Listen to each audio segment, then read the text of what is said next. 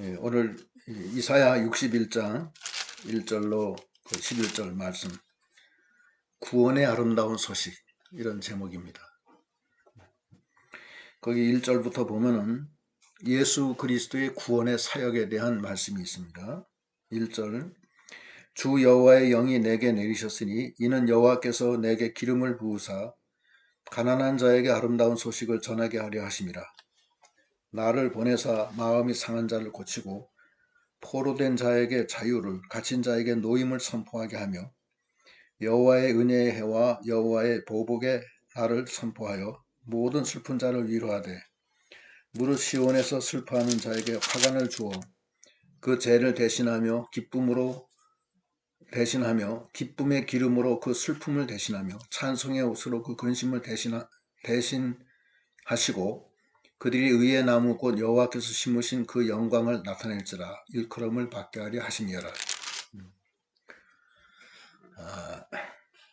그리스도의 구원 사역은 하나님이 기름을 부어서 예수 그리스도를 이 땅에 보내서 여기 보면은 마음이 상한 자를 고친다. 포로된 자에게 자유를 주시고 갇힌 자에게 노임을 선포한다. 마음 상한 자,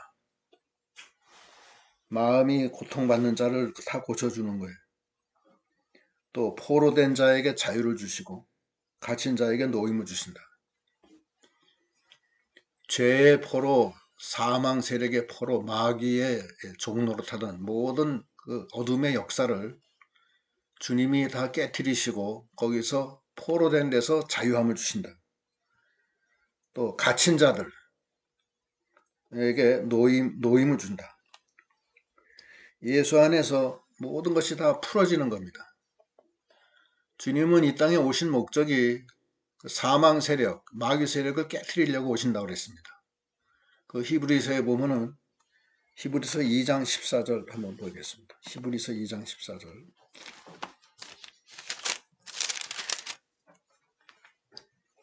14절, 15절 다 같이 한번 읽어보겠습니다. 히브리서 2장 14절. 다 피셨으면 다 같이 시작. 자녀들은 혈과 육에 속하였음에 그도 또한 같은 모양으로 혈과 육에 함께 지내심은 죽음을 통하여 죽음의 세력을 잡은 자 곧 마귀를 멸하시며 또 죽기를 무서워함으로 평생에 매여 종노릇하는 모든 자들을 놓아주려 하심이니. 마귀를 멸하고 사망 세력을 멸하려고 이 땅에 오신 거예요. 그 전제가 예수님이 이 땅에 오셔서 우리 죄짐을 짊어지시고 대신 죽어주세요. 그래서 우리가 예수 안에서 죄가 다 사해지는 거예요. 그게 제일 큰 거예요. 그럼 죄의 종에서 풀어지는 겁니다. 죄에서는 풀어지는 거예요. 그 다음에 영원한 생명을 줍니다. 왜 생명을 주냐? 주님이 우리 안에 와 계시기 때문에 생명을 얻는 거예요. 우리 자신이 어떻게 영원한 생명을 얻는 거 아닙니다. 우리는 죽어요. 죽지만 내 안에 계신 누가 와 계세요? 하나님이 와 계신다고. 생명이 하나님이 죽진 않잖아요. 그분이 끝까지 나와 함께, 내가 세상 끝날까지 너와 함께 있으리라 했기 때문에 하나님은 영원히 함께 하세요, 우리하고. 그 변하지가 않는 거예요. 그 영원한 구원이에요. 주님이 우리와 함께 영원히 계세요. 천국에 가서도 같이 있는다고. 그러니까 영원한 생명이에요. 그건 변하지 않는 거예요. 근데 우리는 그 주님이 우리가 함께 하시는 것을 믿지 않는 거예요. 그래서 죽음을 두려워하고 세상을 더 무서워하고 영원한 변치 않는 주님, 그 주님이 함께 하시는 걸 믿어야 돼요. 주님은 우리에게 슬픈 자를 기쁘게 하시고 마음 상한 자를 고치게 하시고 포로된 자에게 자유를 주시고 갇힌 자에게 노임을 주시는 거예요. 우리 인간이 다 갇혀 있다고 그랬잖아요. 우물 안에. 자기의 그 지나온 생활의 그 습성 속에 다 갇혀져 있어요. 그래서 자기의 그 동굴 안에 갇혀 있기 때문에 자기 세계 속에서 자기가 최고인 줄 알아요. 근데 거기서 다 건져 주시는 거예요, 주님은. 그 다음에 2절에 여호와의 은혜의 해, 그 다음에 우리 하나님의 보복의 날. 은혜의 해는 주님의 그리스도의 구속을 뜻하는 거예요. 구속의 은혜. 그 다음에 그 보복의 날은 주님의 그 재림의 심판이에요. 그러니까 주님이 여기 계신 동안 신약시대 때는 구속의 날들입니다. 우리는 죄를 지어도 회개하면은 죄를 다 사해 주시고 구원을 얻어서 영원한 생명을 얻습니다. 그게 은혜의 해고, 그 다음에 보복의 날은 이제 그 구원이 끝나는 거예요. 끝나고 그 다음에 심판의 날이 온 거예요. 주님 재림하실 때 그래요. 지금 한간에서는 주님 재림하실 때가 가까이 왔다 그렇게 얘기하고, 이 백신 받는 것을 666에 표 받는 걸로 그렇게 해석하는 그런 사람들도 있어요. 이 코로나 백신은 뭐가 문제냐면은 우리의 신체에 신의 영역을 건드려요. 지금 그 RNA, DNA를 고치는 거예요. 그러니까 그 하나님이 만든 그 이 유전인자의 변형을 일으키는 거예요. 그렇게 해서 코로나를 이기게 하는 거예요. 그래서 얼마 전에 동영상에 나와 있는데 어느 미국의 어느 이 생물학자가 막 울면서 얘기하더라고요. 백신은 맞으면 안 된다. 그거 받으면 그 코로나 바이러스를 이기기 위해서 우리의 유전인자를 고친다는 거예요. 이 백신이 다 그거예요, 지금. 뭐 mRNA, 뭐 무슨 DNA를 고치는 거예요. 그러면 뭐냐면 딴 사람이라는 거예요. 우리 사람이 아니에요. 그 심지어는 지금 그 중국에서는 시진핑이가 그 백신 그 여권을 만들겠다.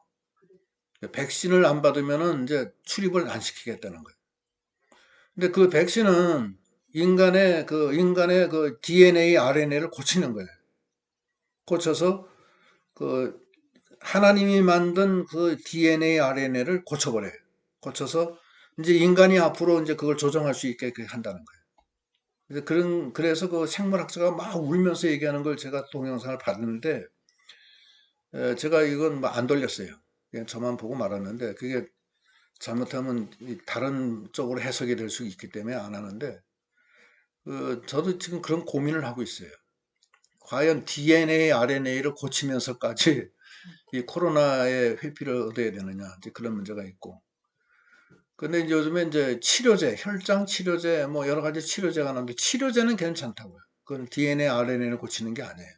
그 고치는 게 아니고, 그, 이, 그, 그 코로나 바이러스에 걸렸다가 난 사람 속에, 혈장 속에는 그 항체가 생겨요. 예? 그 항체를 뽑아서 그걸 배양을 해서 그걸 놔주는 거예요, 우리한테. 그래서 우리나라에 지금 뭐 여러 제약회사들이 만드는 그 혈장 치료제가 그거예요. 그러니까 그거는 괜찮다고, 그거는. 우리 DNA, RNA를 바꾸는 게 아니에요. 근데 이 백신은 문제라고, 백신은. 백신은 아예 DNA, RNA를 변형을 시키는 거예요. 그러면 하나님이 만든, 부모가 만든 사람이 아니에요. 고쳐진 거예요. 그 앞으로 어떻게 될지는 모른다는 거예요. 그러면서 그 생물학자가 울면서 얘기하더라고요. 근데 그러한 이제 소위 그게 666표를 받는 거다. 이제 이렇게 해석을 하는 사람들도 있어요. 그래서 그건 반대하는 사람들도 있어요. 그래서 이제 그거는 앞으로 신학적으로 어떻게 해석이 될지는 좀 더 지켜봐야 됩니다. 지켜봐야 되는데, 어, 아직까지 저도 그건 판단을 못 하겠어요. 그게 666인지, 그건 모르겠어요. 뭐 이랬거나 저랬거나, 예수님은 신약시대 때 구원의 해입니다. 우리를 구원해 주시고, 피값을 흘려주셔서 구원해 주시고, 그러다가 이제 예수님 재림하시면은 구원의 문은 닫히고, 그 다음에는 이 보복의 날, 이 하나님의 이, 예, 그 심판, 하나님의 심판이 내려오는 거예요. 그렇게 해서 은혜의 해와 선포의 날을 선포하여 모든 슬픈 자를 위로하다. 그 슬픈 자를 위로해 주시는 거예요. 하나님은 위로의 하나님입니다. 그러니까 하나님의 위로로 우리가 위로받을 수 있고 위로로서 살 수가 있고 하나님의 위로로서 우리가 당한 현실을 이길 수가 있어요. 하나님은 위로의 하나님이에요. 하나님의 위로로 사는 슬픈 자는 하나님의 위로를 받아요. 그건 하나님을 믿는 사람들에게 주시는 하나님의 역사입니다. 그 고린도후서 1장 2절로 4절에 보면 그 위로로서 산다. 고린도후서 1장 2절로 4절로 같이 한번 읽어보겠습니다. 펴보세요. 1장 2절. 3절부터요.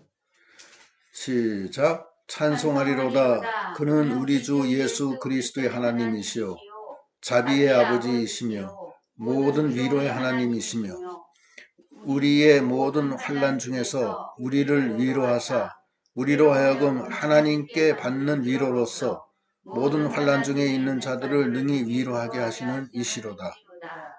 6절까지 하겠습니다. 5절. 그리스도의 고난이 우리에게 넘친 것 같이 우리가 받는 위로도 그리스도로 말미암아 넘치는도다. 우리가 환난 당하는 것도 너희가 위로와 구원을 받게 하려는 것이요 우리가 위로받는 것도 너희가 위로를 받게 하려는 것이니 이 위로가 너희 속에 역사하여 우리가 받는 것 같은 고난을 너희도 견디게 하느니라. 하나님이 주시는 위로로 우리가 당한 환난을 이기게 해주신다는 거예요. 하나님이 위로 안 해주시면 다 죽습니다.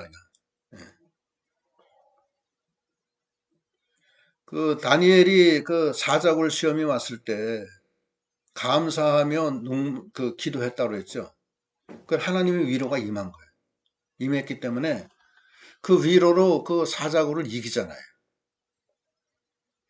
또 요셉이가 애굽의 종으로 팔려갔지만 그때 막 낙심하고 좌절하지 않았어요. 요셉은 하나님이 함께 하심으로 형통하였더라. 하나님이 위로해 주시기 때문에 거기서 그걸 다 이기고 승리하는 거예요. 또 다니엘이 바벨론의 포로로 잡혀갔어도 하나님이 함께 하셔서 그 위로로서 다 이겨나가는 거예요. 오늘날도 마찬가지예요. 우리가 여러 가지 시험 환난이 있지만 하나님이 주시는 위로가 있기 때문에 그 위로가 우리를 이기게 해요. 저도 여러 가지 이렇게 그 교역자 생활하면서 여러 가지 힘든 때가 있었어요. 힘든 때가 남모르게 있었는데 그래도 그냥 하나님이 위로해 줘서 그 위로로 여태까지 온 거예요. 하나님이 위로 안 해줬으면 죽었습니다. 근데 하나님은 그 위로로서 그 모든 환난을 다 견디게 하시고 감당케 하세요. 감당케 해서 감당할 즈음에 또 피할 길을 내줘서 이기는 거예요. 예. 요셉이도 그랬어요. 요셉이도 그랬고 다니엘도 그랬고 사도 바울도 그랬고 다 그래. 사도 바울도 얼마나 죽을 고비를 많이 낸 게. 그러나 하나님이 주시는 그 위로로서 다 이겼다는 거예요. 지금 고린도 후서 1장도 사도 바울이 쓴 거잖아요. 바울도 그 위로로서 다 이겼다는 거예요. 다윗도 하나님의 주시는 그 위로로 다 이기는 거예요. 그러니까 우리가 하나님은 우리를 슬픈 자를 여기 보면은 위로하시고 하나님은 모든 슬픈 자를 위로하는 거예요. 구원의 때나 보복의 날을 선포하는 거나 언제든지 하나님 앞에 슬픔으로 나가는 자, 애통하는 자는 위로를 받는다고 그랬잖아요. 애통하는 자. 가난한 자는 천국이 임하고 하나님 앞에 자기가 교만한 마음 내버리고 가난한 심령, 애통하는 심령, 의에 줄이고 목마른 심령으로 나가면 하나님이 복을 줘요. 그것이 하나님이 주시는 구원의 그 내용입니다. 그리스도의 구원의 구원 사역에. 그리고 그 특별히 그 사망에서 생명을 주시잖아요. 제일 큰 거는 우리 죄를 사해 주시는 게 제일 큰 거고 죄 사할 길이 없는데 죄를 다 사해 주잖아요.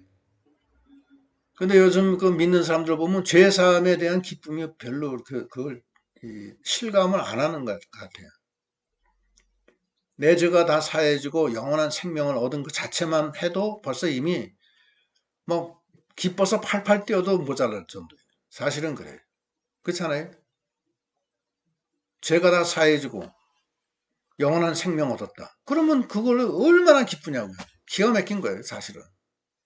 그런데 예수 믿으면서도 푹 처지고 막 그 낙심하고 좌절하고 힘들어하고, 그거는 그 죽음에서 건짐을 받은 사람의 태도가 아니에요. 그러니까 그 구원의 기쁨이 없는 거예요. 그래서 예수 안에 있는 사람은 상한 마음이 고쳐지고 포로된 데서 자유함을 얻고 갇힌 자에게 노임을 주는데, 그 모든 데서 위로를 해주는 거예요. 위로를 해주시고 3절에 무릇 시온에서 슬퍼하는 자에게 화관을 주어 그 죄를 대신하며, 슬퍼하는 자에게 화관을 준다. 화관을 줘서 그 죄를 뒤집어 쓰고 막 슬퍼하는데, 죄를 뒤집어 쓰는 대신에 화관을 준다는 거예요. 꽃다발을 준다는 거예요. 꽃으로 만든 이 관을 준다는 거예요. 그 다음에 거기 3절 중간에 기쁨의 기름으로 그 슬픔을 대신하며, 슬픔이 없어지고 기쁨으로 넘친다는 거예요.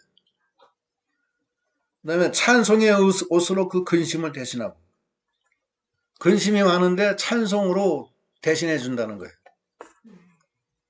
제가 성천교회 있을 때 한 집사님 사업에 망해서 여러 번 얘기는 했지만, 이건 뭐 죽어야 돼.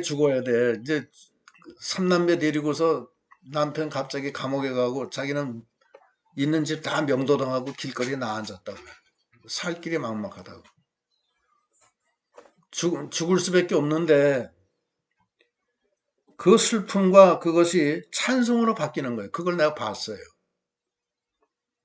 저녁 때 오면은 그냥 막 밤 늦게까지 소리 질러서 기도하고, 새벽에 또 새벽 예배 기도하고, 기도 끝난 다음에는 막 콧노래로 찬송을 부르면서 막 이제 뭐 아무 일도 없었던 것처럼 기쁨으로 그 다음에 또 일을 또 해 나가는 거예요. 그런 걸 봤어요, 제가. 슬픔을 대신하며 기쁨의 기름으로 슬픔을 대신하고, 그 2절에 찬송의 옷으로 근심을 대신하게 하시고, 그 다음에 그들이 의의 나무 곧 여호와께서 심으신 그 영광을 나타낼지라 일컬음을 받게 하려 하십니다. 하나님이 슬픔을 기쁨으로, 근심을 찬송으로, 그래서 영광을 하나님이 나타나게 하신다는 거예요. 그래서 예수 안에 있는 사람은 망하지도 않고 하나님이 방패가 되어주시고 하나님이 피난처가 되어주시는 거예요. 아브라함이 큰 고난 중에, 근심 중에 빠졌을 때 하나님이 나타나셔서 하시는 소리가 나는 너의 방패다 이러시잖아요. 걱정하지 마라. 이사야 41장 1절에도 10절에도 두려워하지 말라, 놀라지 마라, 내가 너와 함께한다. 그러니까 오늘날도 마찬가지예요. 우리가 여러 가지 시험 환란이 있습니다. 그러나 하나님이 함께 하세요. 하나님이 해주신다고. 걱정 없어요. 그걸 믿고 우리는 하나님만 의지해 나갑니다. 이 믿음으로 우리가 나갑시다. 하나님은 위로의 하나님이에요. 위로해 주시고. 근심 걱정 있어요? 수고하고 무거운 짐 지고 있어요? 하나님께 맡기세요. 자식 하나님께 맡겨요. 어떻게 하겠어요? 어떻게 하겠어요? 엄마가 무슨 죄가 있어요? 낳아서 키운 죄밖에 없는데. 자식 시집 장가 가는 것까지 걱정해야 돼? 지가 걱정해야지. 거기까지 해줬으면 됐지. 그거 하나님께 맡기세요. 문제는 하나님께 안 맡긴다고. 거기에 문제가 있어요. 하나님께 안 맡긴다고 해서 안 될 게 되고 될 게 안 되고 그러는 거 아니잖아요. 왜 하나님께 하나님 전 이제 하나님께 맡깁니다. 내가 어떻게 할 수가 없습니다. 그럼 하나님이 맡아주시는 거예요. 근데 하나님께 안 맡기고 자기가 근심 걱정한다고. 그래, 그러면 하나님이 뭐라 그래요? 그럼 네가 한번 해봐라 그런다고. 네가 한번 해봐라. 어떻게 하시겠어요? 하나님께 맡기겠어요? 여러분이 하시겠어요? 하나님께 맡기세요. 한솔이고 형주고 간에 누구든지. 예? 근심이 기쁨으로, 근심이 찬송의 옷으로, 슬픔이 기쁨의 기름으로. 예? 그것이 그리스도가 주시는 복음이에요. 그 복음 안에서 살라고요.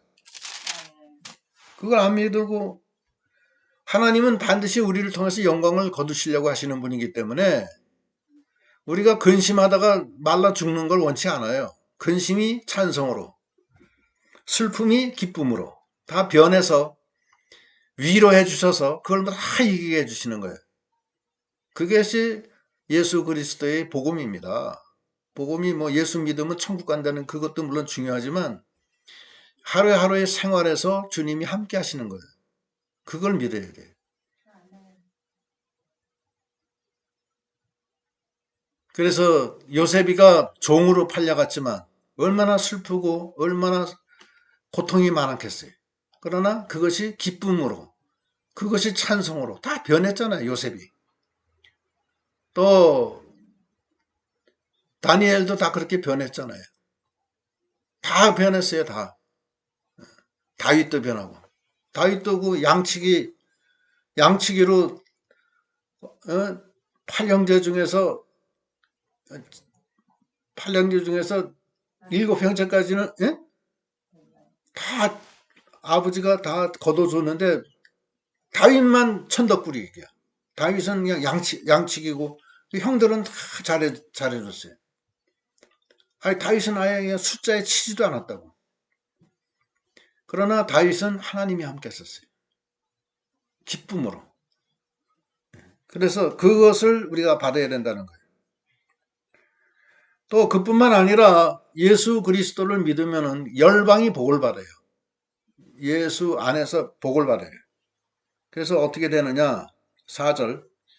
그들은 오래 황폐하였던 곳을 다시 쌓을 것이며 옛부터 무너진 곳을 다시 일으킬 것이며 황폐한 성은 곧 대대로 무너져 있던 것을 중수할 것이며 외인은 서서 너희 양떼를 칠 것이요 이방 사람은 너희 농부와 포도원 지기가 될 것이나 오직 너희는 여호와의 제사장이라 일컬음을 받을 것이라. 사람들이 너희를 우리 하나님의 봉사자라 할 것이며 너희가 이방 나라들의 재물을 먹으며 그들의 영광을 얻어 자랑할 것이라. 어디로 가든지 그 이방 나라에서 너희들이 하나님 나라가 거기 세워지고 그 이방 나라 사람들은 너희 심부름꾼이 된다는 거예요. 포도원 지기가 되고 양치는 사람이 된다는 거예요. 너는 하나님의 제사장이라 이렇게 일컬음을 받는다는 거예요. 이긴다는 거예요. 실제로 그랬어요. 다윗도 그 행편없는 양치기였지만 하나님이 세워주셨잖아요. 다윗이 그랬잖아요. 그죠? 다니엘도 그랬고 아브라함도 그 뭐 사실은 갈대아 우르에서 양치기 목축업하는 사람이었는데 하나님이 불러다가 히브리 족속의 시조로 삼았잖아요. 그리고 그 넓은 가나안 땅을 다 주시고 오늘날 이스라엘 나라의 시조가 됐잖아요. 아브라함이. 처음에 시작은 미미했어요. 그러나 끝에 가서는 창대하게 된 거네요. 그 요비한테도 네 시작은 미약했지만 이후에는 창대케 되리라. 요셉이도 애굽의 종으로 팔려갔지만 창대케 됐잖아요. 다니엘도 그랬고. 다 그렇게 돼요. 다 그렇게 되고 하나님이 이방 나라에서 우리를 세워주신다는 거예요. 7절에 너희가 수치 대신에 보상을 배나 얻으며 능욕 대신에 몫으로 말미암아 즐거워할 것이라. 그리하여 그들의 땅에서 갑절이나 얻고 영원한 기쁨이 있으리라. 수치를 받아야 되는 그 상황에서 수치 대신에 뭘 받아요? 보상을 배나 얻는다는 거예요. 능욕 대신에 몫을 받아요. 몫을 받아서 즐거워하고 그들의 땅에서 갑절을 얻고 영원한 기쁨이 있으리라. 야곱이가 바담 아람의 이제 그 장자권을 뺏기지 않으려고 형의 에서가 죽이려고 했기 때문에 이제 피해 가잖아요. 그 바담 아람에서 20년 동안 그 자기 외삼촌 라반이 그 야곱을 이용해 가지고서 부려 먹으려고 했어요. 예? 그런데 부려 먹었어요? 아니, 왜요? 갑절의 재산을 가지고 나오잖아요. 그렇지? 야곱이가 그렇게 됐잖아요. 그 라하바니가 나중에는 꾀를 쓰는 거예요. 그럼 점 있는 양만 네가 갖고 나머지 점 없는 양은 다 내 거다. 그러면 완전히 양만 키우고 나중에는 아무것도 없이 이제 그냥 빈털터리로 보내려고 한 작정이었다. 그러면서 점 있는 양은 다 없애버리는 거예요. 그 라하바니가. 예? 점 있는 양이 없기 때문에 점 있는 양이 나타날 수가 없어요. 근데 이상하게 점 있는 양이 하나 생기더니만 그 점 있는 양이 여기저기 다니면서 그냥 교배를 해가지고서 전부 다 점 있는 양, 낳는 건 다 점 있는 양만 나왔다고. 하나님의 역사가. 그래서 나중에 나올 때는 저기 야곱이가 거부가 돼서 나와요, 거기서. 그 삼촌이 그렇게 막 반대했어도 안 되는 거예요. 그게 그거예요, 지금. 수치 대신에 보상을 배나었고, 능욕 대신에 몫으로 말미암아 즐거워할 것이라. 그리하여 그들의 땅에서 갑절이나 얻고 영원한 기쁨이 있으리라. 이거예요. 하나님이 그렇게 해주시는 거예요. 그 다음에 8절. 무릇 나 여호와는 정의를 사랑하며 불의의 강탈을 미워하여 성실히 그들에게 갚아주고 그들과 영원한 언약을 맺을 것이라. 하나님은 정직하기 때문에 그 약속하신 대로 다 행하신다는 거예요. 근데 우리가 그렇게 못하기 때문에 그 은혜를 받지 못하는 거예요. 9절. 그들의 자손을 문나라 가운데 그들의 후손을 만민 가운데 알리리니 무릇 이를 보는 자가 그들은 여호와께 복받은 자손이라 인정하리라. 복받은 자손으로 인정하게 된다는 거예요. 그러니까 하나님이 함께하는 사람은 하나님이 방패가 돼주시고 하나님이 피난처가 돼주시기 때문에 이 세상의 악한 자들이 범접지 못해요. 어떻게 할 수가 없다고. 그래서 마침내 승리하게끔 돼 있어요. 예수님도 십자가에 못 박히고 고난 많이 받았지만 승리했어요? 실패했어요? 승리하는 거예요. 내게 능력 주시는 자 안에서 내가 모든 것을 할 수 있다. 그대로 다 되는 거예요.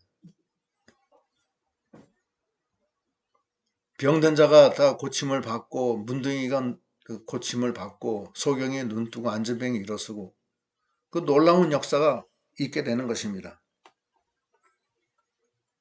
그리고 그 예수 그 구원 속에는 또 더 중요한 게 있어요. 10절에 보면 10절 11절 한번 읽어봅시다. 시작. 내가 여호와로 말미암아 크게 기뻐하며 내 영혼이 나의 하나님으로 말미암아 즐거워하리니 이는 그가 구원의 옷을 내게 입히시고 공의의 겉옷을 내게 더하시니 신랑이 사물을 쓰며 신부가 자기 옷으로 단장같게 섰습니다. 구원의 옷을 입혀주신다는 거예요. 구원의 옷. 응? 구원의 옷은 뭐냐? 그리스도의 옷을 입혀준다는 거예요. 그래서 이 세상에 우리가 다 죄 속에서 살잖아요. 예? 그리스도의 옷을 입으면 어떻게 돼요? 죄가 다 가려지잖아요. 예수 안에서는 정죄함이 없는 거예요. 원래는 죄인은 맞아요. 죄인은 맞는데 그리스도 안에서 죄가 다 가려지는 거예요. 그 피로. 그게 유월절이에요. 양의 피를 문 설주와 임방으로 바르면 장자재앙이 넘어간다. 우리가 원래 죄인인데 하나님이 예수의 피값으로 죄가 없다 이렇게 선언하는 거예요. 나는 죄인인데 하나님이 넌 죄가 없다. 왜냐? 예수의 피가 너한테 있기 때문에. 그게 구원의 옷이에요. 그래서 우리는 예수의 옷을 입고 다녀야 된다는 거예요. 구원의 옷을. 그게 예수 안에 있는 거예요. 그게. 그 로마서에도 보면은 예수로 옷 입으라는 거 육신의 옷 입지 말고. 로마서 13장 12절. 다시 한번 읽어봅시다.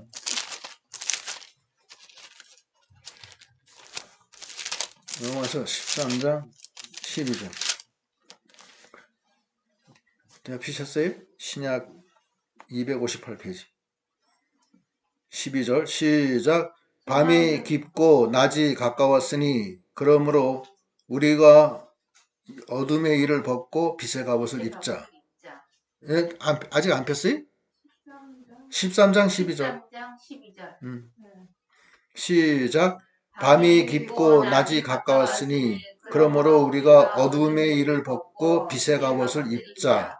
낮에와 같이 단정히 행하고 방탕하거나 술 취하지 말며 음란하거나 호색하지 말며 다투거나 시기하지 말고 오직 주 예수 그리스도로 옷 입고 정욕을 위하여 육신의 일을 도모하지 마라. 예수 그리스도로 옷 입으라는 거예요. 빛의 갑옷을 입으라는 거예요. 육신의 옷을 입지 말고. 하나님이 우리에게 주시는 특별한 은혜입니다. 우리가 하늘나라 갈 때 흰 세마포를 피에 빨아서 흰 세마포를 입는다고 했잖아요. 그게 예수 그리스도의 옷이에요. 예수의 피로 죄가 다 씻어진 거예요. 흰 세마포를 입고 가는 거예요. 육신의 옷을 다 벗으라는 거예요. 그것이 그리스도 할례입니다. 그리스도 할례는 육신의 옷은 벗고 그리스도로 옷 입는 거. 그게 그리스도의 할례예요. 그리스도로 옷 입으라는 거예요. 그것이 하나님이 그 구원의 옷을 우리에게 입혀주는 거예요. 예수의 옷을 입고 우리 하늘나라 가는 거예요. 내 옷 입고 가는 거 아니에요. 여러분의 옷은 다 벗어놓고 가요. 육신의 장막은 다 벗잖아요. 혈과 육은 하나님 나라를 유업으로 받을 수가 없어요. 오직 누구의 옷으로? 구원의 옷, 예수 그리스도의 빛의 갑옷을 입고 가는 거예요. 빛의 자녀이기 때문에. 그 다음에 공의의 겉옷을 내게 더하신다. 신랑이 사모를 쓰며 신부가 자기 보석으로 단장한 같게 하셨습니다. 그래서 그 구원의 옷을 입고 그리스도 안에 있으면 다시는 정죄함이 없는 거예요. 그 다음에 생명의 성령의 법이 죄와 사망에서 해방시켜 주시는 거예요. 그 다음에 율법의 요구가 그리스도 안에서 다 만족되는 거예요. 그거예요. 로마서 8장 1절로 6절 말씀이 그거예요. 8장 1절로 6절 말씀은 그러므로 주 예수 그리스도 안에서는 다시는 정죄함이 없나니 이는 생명의 성령의 법이 죄와 사망에서 너희를 해방하였습니다. 육신이 연약하여 할 수 없는 것은 하나님은 하시나니 주 하나님 예수 그리스도 안에서 율법의 요구가 다 만족되고 생명과 평안이 너를 넘치게 해주신다는 거예요. 한번 읽어보죠. 로마서 8장 1절.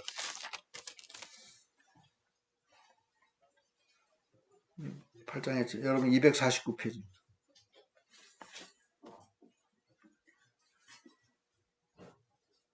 자, 시작. 그러므로 이제 그리스도 예수 안에 있는 자들에게는 결코 정죄함이 없나니 이는 그리스도 예수 안에 있는 생명의 성령의 법이 죄와 사망의 법에서 너를 해방하였음이라.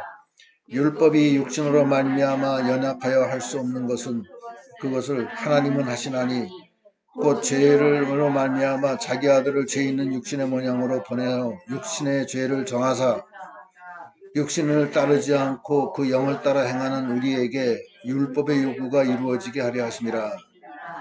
육신을 따르는 자는 육신의 일을, 영을 따르는 자는 영의 일을 생각하나니 육신의 일은 사망이요 영의 생각은 생명과 평안이니라. 이것이 그리스도로 옷 입는 거예요. 그러니까 예수 그리스도로 옷 입으면 정죄함이 없는 거야. 나 죄인인데요. 나 죄 많이 졌는데. 그래도 정죄함이 없어요. 왜 없어요? 예수의 옷을 입었기 때문에 예수의 피가 모든 정죄를 다 가려주는 거예요. 그걸 도말이라고 그래요. 도말이라는 것은 덮어서 없어진다는 거예요. 덮어서. 원래 속에는 아주 더러운데 그게 다 덮어졌다는 거예요. 그러니까 그리스도로 옷 입는 게 그렇게 중요한 거예요. 그리스도로 옷 입어서 죄가 다 가려진 상황에서 하나님 앞에 나가는 거예요. 예수 그리스도의 옷이 아니면 우리는 죄인입니다. 무조건. 그건 그리스도 밖에 있어요. 그래서 정죄함이 있어요. 그거는. 그러나 그리스도 안에 있으면 정죄함이 없다는 거예요. 그리고 율법의 요구도 다 만족되고. 율법은 우리 인간이 지켜서 구원받지 못해요. 절대. 그 율법의 저주라고 그래요. 그걸 갈라디아서에 보면. 율법은 613가지 중에서 하나만 어겨도 율법을 어긴 게 되기 때문에 인간이 연약하기 때문에 하나도 안 어길 수가 없어요. 이거 하면 저게 틀리고 저거 하면 또 다른 게 틀리고 그러는 거지. 그러니까 율법의 그것이 그 저주의 저주에서 벗어날 길이 없어요. 그렇죠? 어떻게 그렇게 생각하세요? 그러면 죄인이면 하나님 앞에 못 나가는 거예요. 그런데 예수 안에 있으면은 그 율법의 저주에서 벗어지는 거예요. 벗어지는 거예요. 그래서 갈라디아서 2장 10절에 보면은 한번 그걸 읽어보겠습니다. 갈라디아서 2장 10절인가 3장 10절인가.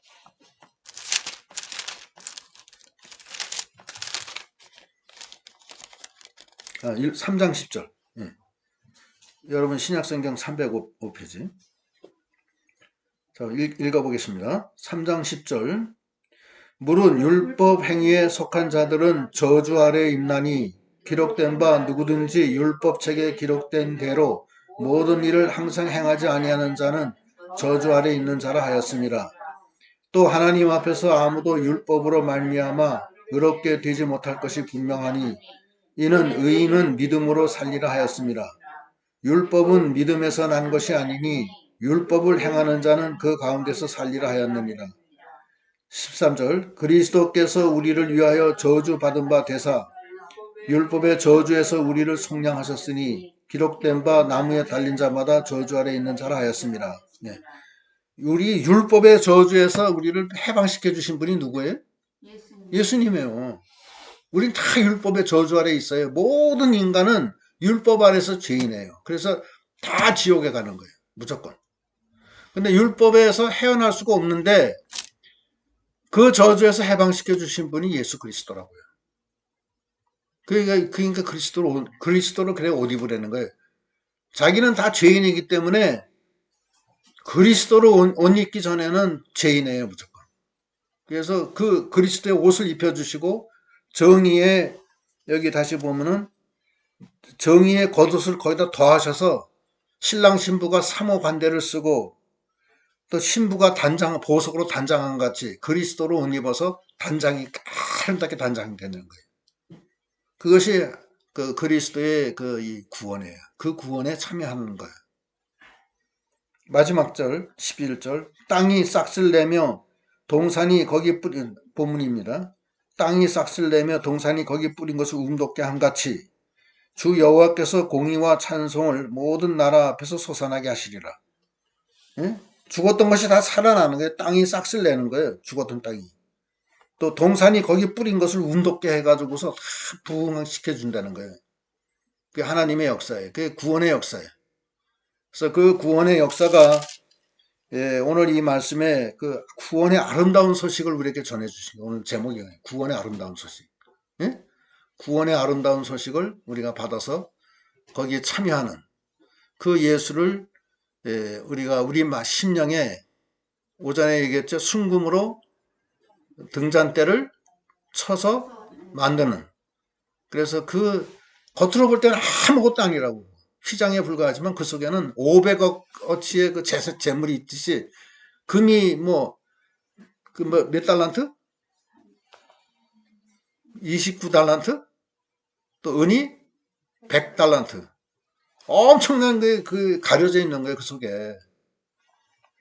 그 예수님이 우리 안에 와 계시는 거예요. 그걸 우리가 생각하고 자기가 순금으로 쳐서 등잔대를 만들어라. 그 때를 만들어서 그것이 예수 그리스도의 성삼위일체라고 그 만들어서 나가는 우리 믿음이 되어야 되겠습니다. 이제 기도하시겠습니다.